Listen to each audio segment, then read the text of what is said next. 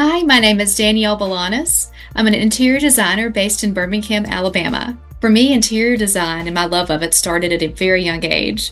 I was around 5 or 6. My mother collected Architectural Digest, Southern Accents magazines, and I would sit on my living room floor just flipping through pages. I actually still have an issue of Architectural Digest, one of my favorites, the Reagan White House. And that really, I would go to the library, check out books on house plans. I would make journals and draw things.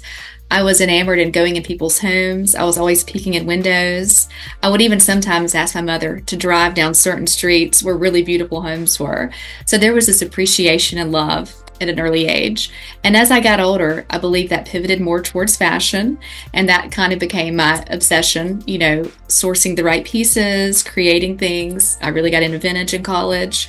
I even considered studying fashion if the university I was attending offered it. And I think my parents thought that wasn't the smartest choice, that it wouldn't be a dependable career. So after a couple major changes, I ended up falling on interior design just by chance. I went home for a weekend. A friend of mine that was at a different college was studying interior design, and a light bulb went off. And so that Monday, when I went back to school, I went straight to the School of Arts and changed my major. And it took a little bit longer to graduate, but it was well worth it. I then moved to Birmingham, and I worked for a designer for a few years. 2008 hit, and everything slowed down.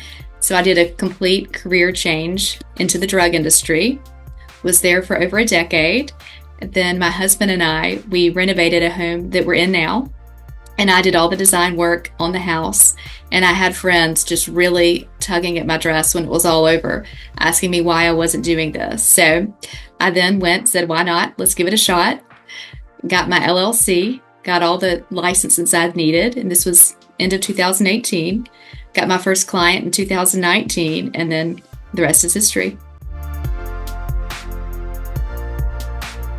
I love being on site with the client to really get things rolling. And I think it all depends on the house. I think if you were renovating a home or you bought a home that's already existing and we're just going to decorate, I feel like every house has sort of a soul, a rhythm to it. And I think you've got to be true to that. You can't completely pull away. I think if we're starting from scratch, it's about the clients and their needs and how to get that met. But it's all about that relationship and who's going to be living in there and how they're going to be living and how they want it to feel and how they want it to read. So it's definitely about personalities, people, all of those elements combined. And then I really work outside in. And so I think it starts with what's on the shell and then we layer our way in. So it could be a statement piece. It could be this fabulous rug. It could be this wallpaper that is just to die for. And then we start circulating everything around that. With the, cherishes and the first dibs of the world, I love this upcycling furniture and making something that's old, new again and relevant again. And truly, there are some great craftsmen out there now, but you can say a lot of things are not made the way they used to be made. And so if you can find this great piece, it's patinaed, it carries history with it. I can't stand a room full of everything new. I feel like it falls flat. It becomes like a showroom. It needs to have that crust. It needs to have that life. So I really enjoy that that's taken a life of its own and people are really, really digging into it. I'm a chair hoarder. I love chairs. I've got so many. I don't know what to do with them all. I also love coffee tables. I love lighting. Gosh, if you can find great lighting, it's not quite, chandeliers are not easy to store, but lamps, things like that are just so special. And they can really be a statement piece, a conversation piece in a room.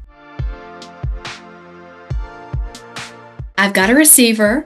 They're amazing. I use New Latitudes here in town. And then I've also got a couple of storage units.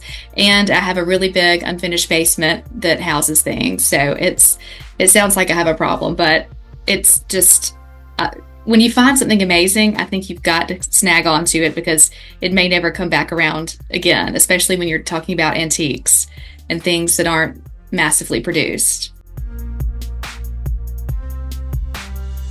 Communicating in terms of, I I've got a group of design friends, and we are totally open and able to share information with each other, and it makes us all better and stronger. We're not competing for the same work necessarily, and so I don't think it should be, beneath us to just talk to each other and communicate different sources we have for getting great things. And we all have different styles, this group that I'm referring to.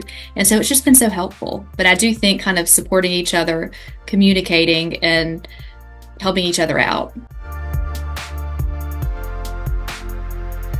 I definitely have a signature color. It's mustard yellow. And I think it's one of those colors that you could almost look at and say ick, but it goes with everything. It's just to me, it's pungent. It's great. I'm a big fan of mustard yellow. I also love an avocado green. I really love any shade of green. But in the office I'm in right now, I've got keeping room green from Farrow and Ball, and that is definitely one of my favorites. I want to purge. I want to clean. I want to organize. I want to start the year with just feng shuiing my life and just having everything at an arm's reach away and knowing where everything is. Because I think when the chaos kicks in, if you don't have the perfect place for something, it can go anywhere. The universe sucks it up. So I think I want to start with just a huge purge, organization. I have an amazing assistant, Ethan, and I would love for he and I to work on some ways to do things better, more efficiently for our clients. So I'd like to start with that and then just hit the ground running. I love music, and I'm actually a huge Deadhead. Yeah. My husband and I, we actually just spent the weekend a couple weeks ago in New Orleans to go listen to Bob Weir and the Wolf Brothers with the Louisiana Symphony Orchestra. And we did not go one night. We went 2 nights, Friday and Saturday. Yes. So that is probably a little bit of a kicker, a little surprise, but it's just, I love music. And so that's a band that he and I both bonded over and love very much. So they're fun to follow. When I was younger, I took violin for about a year. And we actually had this conversation right after the last show was that I was like, why did I ever stop doing that? I should play violin again. And he goes, well, it's not too late. So maybe 2025 will also pick that up.